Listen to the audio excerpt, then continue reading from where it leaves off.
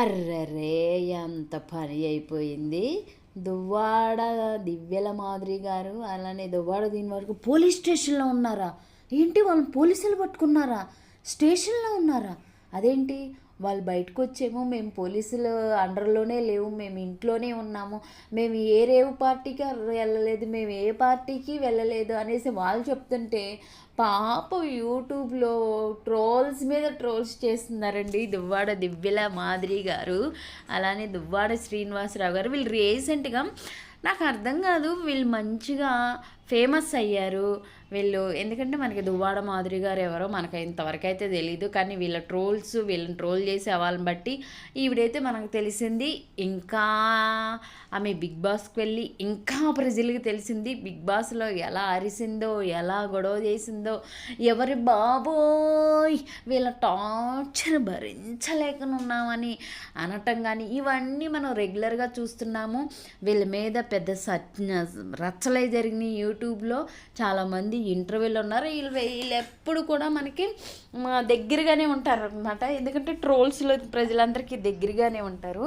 ఇంకా ఈమె వచ్చేసి వకులా సిల్క్ అనేది ఓపెన్ చేసింది. సరే మంచిది, మంచిగానే ఓపెన్ చేసింది. ఎవరైనా ఎదగాలని చూస్తారు. వాళ్ళ ఫ్యామిలీ ఎలా ఉన్నా మనకు అనవసరము. వాళ్ళు ఎందుకు దగ్గర అయ్యారో, వాళ్ళకు గొడవలు ఏంటో ఆల్రెడీ యూట్యూబ్లో ఉన్నాయి. ప్రత్యేకంగా మనం దాని గురించి చెప్పని అవసరం లేదు. ఇక్కడ చూసుకుంటే మొన్నటిదాకా మన మాధురి గారు అయితే బిగ్ బాస్లో ఉండి ఒక రేవుకి తీసుకొచ్చింది బిగ్ బాస్. సరే అక్కడ బిగ్ బాస్లో ఒక 3 వారాలు ఉండి ఎలిమినేషన్ అయిపోయి చక్కగా ఇంటికి వెళ్ళింది. ఇంటికి వెళ్ళిన తర్వాత చాలా ఇంటర్వ్యూస్లో చెప్పింది, నేను నా యూట్యూబ్లో వచ్చిన మనీ నేను పేద ప్రజలకి పంచుతాను అని. మంచిది మేడం, మీరు పంచుతున్నారు, ఆ వీడియోస్ని మీరు పోస్ట్ చేస్తున్నారు, ఆ వీడియోస్ని కూడా మేము చూస్తున్నాము. హ్యాపీ. ఎందుకంటే తప్పులు చేసేవాళ్ళు చాలామంది తెర వెనక ఉన్నారు. పాపం మిమ్మల్ని తెర ముందుకు తీసుకొచ్చి ట్రోల్స్ మీద ట్రోల్స్ చేస్తున్నారు. అయినప్పటికీ మీరు అన్నీ ఎదుర్కొని నిలబడరు. ఎందుకంటే దేవుడు ఎవరికి ఏ రాత రాస్తాడో ఆ రాతనే మనం అనుభవించాలి. సో మీరు ఎలా ఉన్నా కానీ మీకు మేము ఫేవరిజము కాదు, ఏమీ కాదు. తప్పులు అందరూ చేస్తారు. మీ తప్పులు మాకు అనవసరము, ఎందుకంటే మీ ట్రోల్స్ని ఆల్రెడీ చూస్తున్నారు కాబట్టి. ఇంకా రీసెంట్గా సరే మీరు మంచి పని చేస్తున్నారు, బిగ్ బాస్లో వచ్చిన డబ్బుల్ని నేను పేద ప్రజలకు పంచుతాను అనేసి అన్నారు. సరే మీరు వెళ్ళారు, ఊరు వెళ్ళారు, 2-3 వీడియోస్ మేము చూసాము మీ ఇన్స్టాలో. పేద ప్రజలకు డబ్బులు ఇచ్చారు, అనారోగ్యంగా వెళ్ళిన వారికి వెళ్ళి పలకరించారు, మీరు క్యాష్ని చేత్తో లెక్కబెట్టి ఇస్తున్నది కూడా చూసాము. హ్యాపీ, సంతోషం. ఎందుకంటే మీ వలన ఒక్కరైనా హ్యాపీగా ఉన్నారు అని అంటే మాకు కూడా హ్యాపీయే కదా, అదే యూట్యూబర్గా. అలానే అభిమానం ఏమి కాదులండి, అభిమానమేనని ఏమి కాదు. మంచి పనులు చేస్తుంటే మనం ఎవరినైనా కానీ అభిమానించాలి, మనము సంతోషపడాలి. ఎందుకంటే ఆ మంచి చేసేవాళ్ళు కూడా ఈరోజు లేరు. మీరు దేనికోసమైనా, పాపులారిటీ కోసమైనా, ఫ్యూచర్లో ఎమ్మెల్యే కోసమైనా, దేనికైనా మీరు మంచి చేసినా కానీ మాకు సంతోషమే. ఎందుకంటే మంచి చేసే వాళ్ళని ఎంకరేజ్ చేయాలి కాబట్టి. ఇదేం బుద్ధి మేడం, మీరు చక్కగా వకులా సిల్క్లో ఆఫర్లు ఇస్తున్నారు, చక్కగా ఆఫర్లు చేస్తున్నారు శారీస్ని. నేనైతే ఎప్పుడు వెళ్ళలేదు కానీ మంచిగా మీరు ఆఫర్లు పెడుతున్నారు.